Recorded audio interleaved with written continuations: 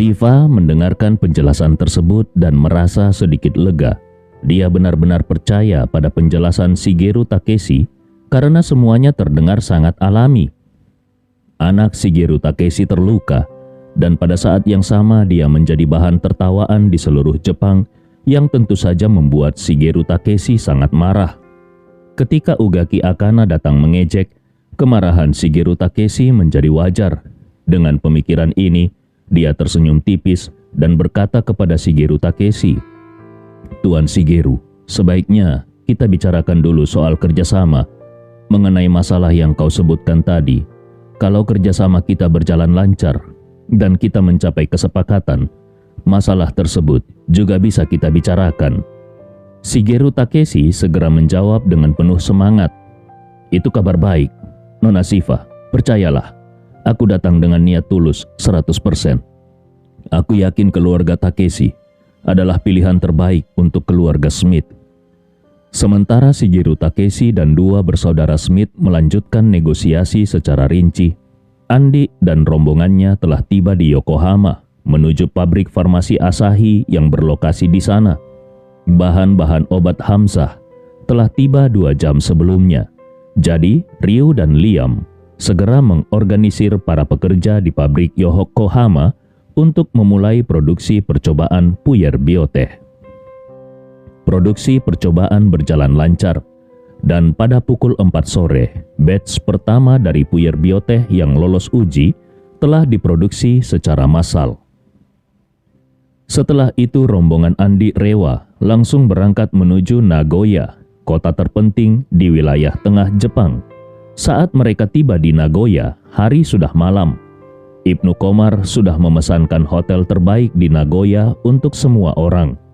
Andi juga bisa merasakan bahwa 4 ninja yang terus mengikutinya juga telah tiba di hotel ini bersama dengannya.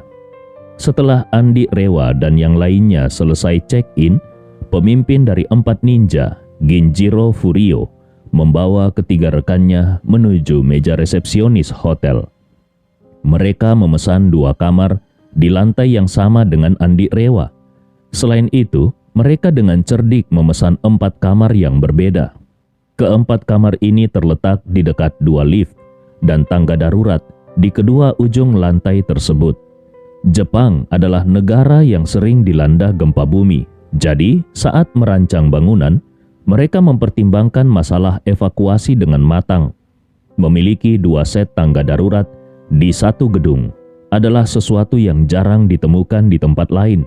Alasan mereka mengatur kamar seperti itu adalah agar dapat mengawasi setiap gerakan Andi dengan ketat, sehingga memudahkan mereka untuk memantau. Sedangkan alasan mereka tidak tinggal di sekitar kamar Andi adalah karena semua kamar di sekitarnya sudah dipesan oleh anak buah Ibnu Komar. Setelah beristirahat sebentar di kamar, Andi merasakan bahwa keempat orang itu semakin mendekat. Setelah mengetahui bahwa mereka juga menginap di lantai ini, Andi pun mulai merencanakan sesuatu. Malam ini dia ingin mencoba kekuatan para ninja Jepang tersebut. Saat makan malam, anak buah Ibnu Komar mengatur agar semua orang makan di restoran paling terkenal di Nagoya dan menikmati hidangan belut panggang yang paling khas di daerah itu. Setelah makan, Albert mengusulkan untuk berjalan-jalan di distrik komersial Sakae di Nagoya. Andi Rewa sengaja berkata, "Kalian saja yang pergi, aku ingin jalan-jalan sendirian." Albert segera berkata, "Tuan Andi, kita berada di tempat asing. Sebaiknya kau jangan pergi sendirian. Kalau ada tempat yang ingin kau kunjungi, kami bisa menemanimu." Ibnu Komar juga mengangguk berulang kali. "Benar Puang, lebih baik kami ikut denganmu." Andi Rewa melambaikan tangannya dan tersenyum. "Tidak ada yang mengenaliku di Nagoya. Apa yang perlu dikhawatirkan? Lagi pula, aku rasa aku masih punya kemampuan untuk melindungi diri sendiri. Kalian tidak perlu khawatir." Mendengar hal ini, Ibnu Komar tahu kalau Andi tidak ingin ada yang mengikutinya. Jadi dia berkata dengan hormat, "Puang, Jangan pergi terlalu jauh. Kalau ada kebutuhan, jangan lupa untuk menghubungi kami." Andi mengangguk. "Baiklah, kalian nikmati waktu kalian." Setelah berkata demikian, Andi pun berjalan pergi sendirian. Saat itu di dalam sebuah mobil di seberang jalan, seorang murid junior, Ginjiro Furio, bertanya, "Kakak senior, apakah kita perlu mengikutinya?" Ginjiro Furio tersenyum dingin dan berkata, "Dia sudah check-in di hotel. Pasti dia akan kembali lagi. Dia tidak akan kabur." Seorang murid junior lainnya bertanya, "Kakak senior, maksudmu kita tidak perlu mengikutinya?" Ginjiro Furio berkata, "Kita tetap harus mengikutinya. Aku sudah berjanji pada Tuan Shigeru Takeshi untuk tidak membiarkannya keluar dari jangkauan pengawasan. Jadi, biarkan ninja keempat yang mengikutinya. Aku dan ninja kedua, serta ninja ketiga akan kembali ke hotel. Selagi mereka belum kembali, kita harus segera memasang alat penyadap di kamar mereka." Seorang pria berusia 30-an yang duduk di kursi belakang segera berkata, "Baik, kakak senior, aku akan mengikutinya." Ginjiro Furio mengangguk dan berpesan, "Ikuti dia dari jarak jauh. Tetapi jangan sampai kehilangan jejaknya. Kalau ada sesuatu yang mencurigakan, segera hubungi kami. Mengerti?" Ninja keempat berkata, "Mengerti, kakak senior." Alasan Andi ingin memisahkan diri dari Ibnu Komar dan Albert adalah untuk mencari kesempatan bergerak sendiri, agar dapat mencoba seberapa hebat ninja Jepang yang mengikuti dirinya. Selain itu, dia juga sangat menyadari bahwa karena lawannya sudah mengikutinya hingga ke hotel, mereka pasti memiliki anggapan awal bahwa kemanapun dia pergi sekarang, dia pasti akan kembali ke hotel. Jadi, kemungkinan besar mereka tidak akan mengikuti dirinya secara berkelompok. Ini bukan karena Andi takut kalau mereka bergerombol, tetapi dia berpikir, dari Tokyo hingga ke sini hanya ada 4 orang ini. Kalau dia menangkap mereka semua sekaligus, Shigeru Takeshi mungkin tidak akan punya lagi orang yang bisa digunakan. Kalau semua musuh disingkirkan dalam satu tindakan, maka hari-hari Andi di Jepang mungkin akan sangat membosankan. Oleh karena itu, Andi lebih memilih untuk mengalahkan mereka satu persatu. Hanya dengan mengalahkan mereka satu persatu, dia bisa terus-menerus meningkatkan rasa takut lawan dan juga memperburuk ketakutan Shigeru Takeshi. Saat meninggalkan restoran, Andi sudah menyadari bahwa kali ini mereka hanya mengirim satu orang untuk mengikutinya secara diam-diam. Maka dia memutuskan untuk terlebih dahulu berurusan dengan orang yang terpisah ini. Orang yang terpisah ini bernama Kenzo. Dia adalah kerabat jauh dari cabang keluarga Ginjiro Furio. Sejak kecil dia belajar ninjutsu dari ayah Ginjiro Furio, sehingga dia dan Ginjiro Furio saling memanggil dengan sebutan saudara seperguruan. Dari keempat saudara seperguruan Ginjiro Furio, meskipun kekuatan Kenzo tidak bisa dibilang paling kuat, namun dia memiliki bakat yang sangat tinggi, terutama dalam hal bersembunyi dan mengikuti. Setelah bertahun-tahun berkarir, dia tidak pernah kehilangan target dalam melacak siapapun. Kenzo mengikuti Andi sepanjang jalan, mulai dari meninggalkan pusat kota dan keluar dari daerah pemukiman yang padat. Dia selalu menjaga jarak antara 100 hingga 200 meter dari Andi. Gerakannya sangat tersembunyi, napasnya pun dikendalikan dengan sangat baik. Bagi orang yang kekuatannya sedikit lebih rendah, mungkin mereka tidak akan menyadari bahwa mereka sedang diintai olehnya. Setelah keluar dari kota, Andi langsung menuju sebuah taman di tepi sungai. Karena sudah malam dan cuaca pun dingin, ditambah lagi lokasinya di pinggiran kota, taman tersebut benar-benar kosong tanpa orang. Melihat Andi masuk ke taman, Kenzo yang mengikutinya tanpa ragu-ragu juga ikut masuk. Namun, sesuatu yang tidak pernah dia duga terjadi. Andi yang tadinya berada tepat di depan matanya setelah memasuki taman, tiba-tiba menghilang. Sebagai seorang ahli yang telah berlatih ninjutsu selama bertahun-tahun, Pendengaran, penglihatan, penciuman, dan perabaan Kenzo jauh lebih tajam daripada orang biasa. Suara yang tidak bisa didengar oleh orang biasa bisa didengarnya. Hal-hal yang tidak bisa dilihat oleh orang biasa bisa dilihatnya. Kelebihannya yang paling menonjol adalah pendengarannya yang luar biasa. Saat melacak di malam hari, ninja paling mengandalkan pendengaran mereka. Kenzo bisa mendengar suara jangkrik yang merayap di rerumputan dalam radius 200 hingga 300 meter dan mendengar suara semut keluar dari lubangnya. Karena pendengarannya yang begitu baik, dia bisa mendengar dengan jelas setiap suara nafas dan detak jantung orang dalam radius 500 meter. Saat seseorang bersembunyi, mereka bisa diam, bisa tidak berbicara, tetapi nafas dan detak jantung tidak bisa disembunyikan. Sehingga orang biasa tidak mungkin bisa lepas dari pengawasan Kenzo. Namun, Andi Rewa yang tadi masih berada dalam jangkauan pendengarannya tiba-tiba menghilang tanpa jejak, tanpa suara langkah kaki, tanpa suara nafas, dan tanpa suara detak jantung. Menahan nafas untuk waktu singkat mungkin bukan hal yang sulit. Tetapi apakah mungkin juga bisa berhenti berdetak pada bagian jantung? Ini jelas sudah melampaui batas kemampuan manusia. Hal ini membuat Kenzo segera merasa tegang karena dia menyadari situasi ini tidak biasa. Dia segera menekan nafasnya hingga ke titik terendah dan tetap diam. Dia mendengarkan dengan cermat suara-suara di sekitarnya. Pada saat yang sama, dia telah mengeluarkan 2 shuriken hitam dari sakunya. Shuriken adalah salah satu senjata yang paling umum digunakan oleh ninja Jepang. Senjata ini panjangnya sekitar 15 cm. Kedua sisinya tajam dan gagangnya pendek, terlihat seperti pisau kecil. Namun, cara menggunakan shuriken ini sangat berbeda dengan pisau belati. Kalau penggunaan pisau belati lebih banyak untuk menusuk dan memotong, maka penggunaan shuriken adalah dengan cara melemparkannya. Bisa dibilang, cara menggunakan shuriken ini mirip dengan teknik pisau terbang. Ninja tidak suka berhadapan langsung dengan lawan mereka.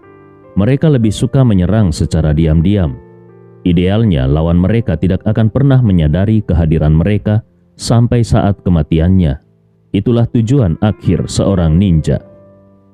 Mereka sangat suka menggunakan senjata seperti shuriken, bintang lempar, dan sumpit tiup. Dan biasanya mereka akan melapisi bilah senjata mereka dengan zat beracun yang mematikan. Ini untuk memastikan bahwa ketika lawan terluka oleh senjata tersebut, mereka pasti akan mati. 1 menit berlalu, namun Kenzo masih tidak bisa menangkap keberadaan Andi. Pendengarannya hampir mencakup seluruh area taman, dan dia yakin bahwa di taman ini hanya ada 1 orang hidup, yaitu dirinya sendiri. Di dalam hatinya, Kenzo tidak bisa menahan diri untuk berpikir, kemana sebenarnya pemuda itu pergi? Apakah dia kabur atau bersembunyi? Kalau dia kabur, bagaimana dia bisa menghilang dalam sekejap? Apakah dia bisa berpindah tempat dalam sekejap? Atau apakah aku tadi tidak memperhatikannya sehingga dia berhasil kabur? Kalau dia bersembunyi, bagaimana mungkin dia bisa tidak mengeluarkan suara sedikit pun dalam waktu 1 menit? Mengendalikan nafas mungkin bisa dimengerti, tetapi mengendalikan detak jantung agak tidak masuk akal, bukan? Kalau yang benar adalah yang pertama, maka kesalahan ini sebagian besar ada pada dirinya sendiri. Dia tidak bisa menemukan lawannya, jadi dia bisa segera kembali untuk melapor dan menerima hukuman, dan di lain waktu lebih berhati-hati lagi. Namun, kalau yang benar adalah yang kedua, maka kekuatan orang ini benar-benar tidak terduga. Memikirkan hal ini, punggung Kenzo langsung berkeringat dingin. Karena itu, dia mencengkram shuriken di tangannya lebih erat lagi, lalu perlahan-lahan memutar tubuhnya tanpa suara dan dengan hati-hati mengamati sekelilingnya. Dia khawatir lawannya akan tiba-tiba muncul. Setelah memeriksa sekelilingnya, 2 kali, dan memastikan tidak ada seorang pun di sekitarnya. Dia merasa sedikit lega. Saat dia hendak cepat-cepat meninggalkan tempat itu, tiba-tiba dia merasakan ada seseorang yang menepuk bahu kirinya dengan lembut. Pada saat itu, bulu kuduknya berdiri tegak dan seluruh tubuhnya berputar cepat dengan ketakutan. Dia melemparkan 2 suriken yang telah dilumuri racun ke arah belakangnya. Namun, 2 suriken itu tidak mengenai sasaran apapun. Setelah terbang beberapa puluh meter, suriken itu menancap kuat di dinding. Kurang ajar, kemana orang itu? Kenzo yang sangat terkejut tidak berani membuang waktu sedikit pun. Dia segera meraih 2 suriken lagi dari sarung kulit di pinggangnya. Dengan suriken di tangannya, Kenzo berteriak dengan ketakutan, "Siapa di sana? Cepat keluar!" Saat ini dia merasakan bahu kanannya kembali ditepuk 2 kali dengan lembut. Kali ini Kenzo hampir saja kencing di celana. Dia melonjak maju seperti orang gila, lalu berbalik dengan marah dan sekali lagi melemparkan 2 surikennya. Namun sekali lagi dia hanya menyerang udara kosong. Di belakangnya bahkan bayangan pun tidak terlihat. Kenzo benar-benar ketakutan dan buru-buru mengeluarkan 2 suriken terakhirnya. Saat itu dia mendengar suara tawa dingin seorang pria di belakangnya yang mengejek. Ternyata ninja Jepang tidak lebih dari ini. Sungguh mengecewakan. Mendengar suara itu, Kenzo merasa seakan jantungnya akan pecah karena ketakutan. Ini benar-benar membuktikan asumsi paling menakutkan yang ada di benaknya. Pemuda itu ternyata sejak awal berada di sini dan tidak pernah pergi. Namun dari awal sampai akhir, dia tidak bisa mendengar suara nafas maupun detak jantung pemuda itu. Bagaimana mungkin dia bisa melakukannya? Selain itu, pemuda tersebut 2 kali menepuk bahunya, yang berarti pemuda itu setidaknya mendekatinya 2 kali. Tetapi dia sama sekali tidak mendengar apapun, bahkan suara langkah kaki pun tidak terdengar. Pada saat ini, secara refleks, dia ingin melempar surikennya, tetapi di dalam hati kecilnya ada keraguan. Bagaimanapun, dia hanya membawa 6 suriken. 6 di antaranya sudah dilempar dan sekarang hanya tersisa 2 suriken di tangannya. Ini adalah kesempatan terakhirnya.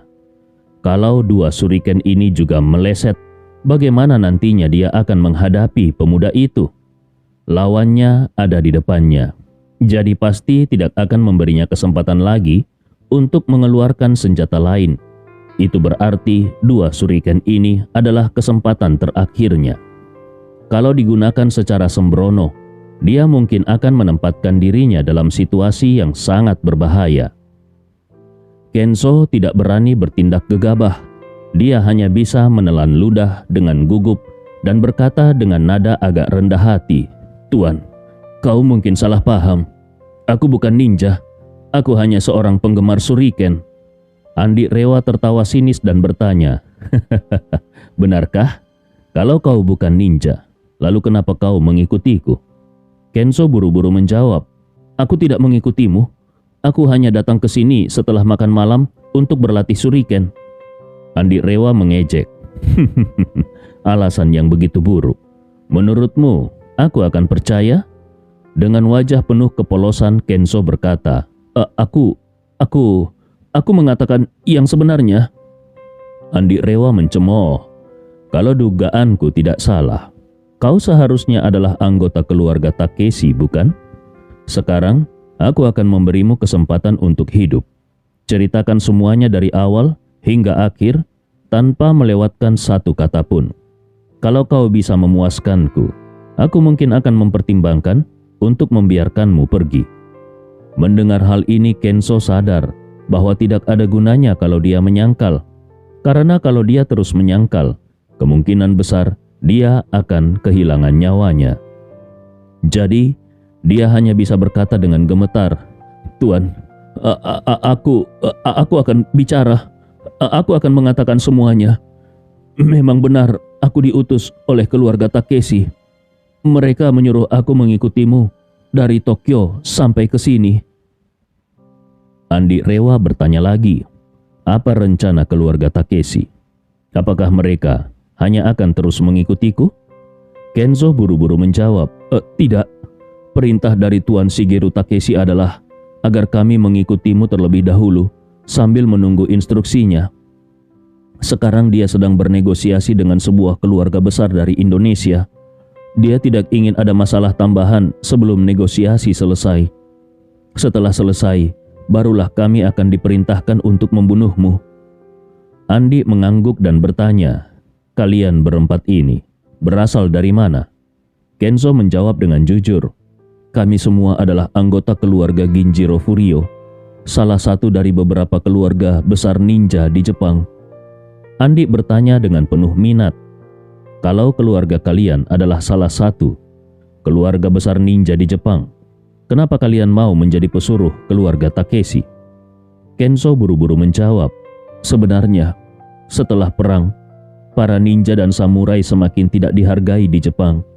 Sementara itu, kelompok kriminal terus tumbuh pesat. Mereka dilengkapi dengan persenjataan yang sangat kuat. Jadi, ruang hidup kami semakin sempit. Keluarga kami, selain ahli dalam ninjutsu, tidak memiliki keahlian lain. Kami tidak pandai berbisnis, jadi kami hanya bisa bergantung pada keluarga besar untuk bertahan hidup. Saat mengatakan ini, Kenzo memohon dengan penuh harap, Tuan, semua yang aku katakan adalah kebenaran. Apakah kau bisa membiarkanku pergi? Andi Rewa tertawa. Jangan terburu-buru. Aku belum selesai bertanya. Jawab semua pertanyaanku, baru kau bisa pergi. Kenzo berpikir sejenak dan berkata, Tuan, bolehkah aku berbicara sambil menghadapmu? Aku merasa sangat gugup berbicara denganmu seperti ini. Andi menjawab dengan tenang, Baik, berbaliklah. Kenzo kemudian perlahan berbalik, namun tangannya masih memegang shuriken. Sementara itu, ujung kakinya bergerak perlahan di tanah. Sekilas tidak ada yang aneh, tetapi Andi menyadari maksud gerakannya. Sepatunya adalah sepatu ninja khusus yang bukan hanya ringan dan tidak bersuara, tetapi yang lebih penting, ada pisau pendek yang tersembunyi di sol sepatunya. Pisau pendek ini diaktifkan oleh penggeser berpola khusus di sol sepatu. Berjalan atau berlari secara normal tidak akan memicu penggeser ini untuk mengeluarkan pisau pendek.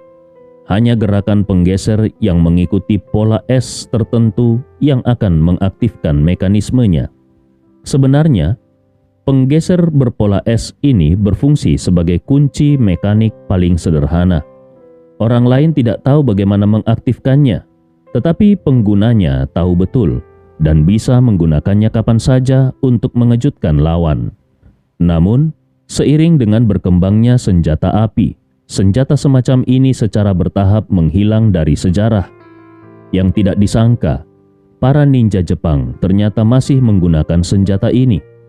Pada saat Kenzo menggeser sol sepatunya, Andi sudah menyadari kalau Kenzo sedang berusaha membuka kunci pisau pendek yang ada di dalam sepatu ninja tersebut. Bahkan, ujung kakinya sudah menyelesaikan 80% dari pola berbentuk S tersebut. Hanya tinggal bergerak 1 cm lagi ke arah yang benar. Pisau pendek yang tersembunyi di ujung sepatunya akan langsung mencuat. Saat ini Kenzo sudah memutuskan bahwa begitu ada kesempatan yang tepat, dia akan menggunakan 2 shuriken untuk menarik perhatian Andi.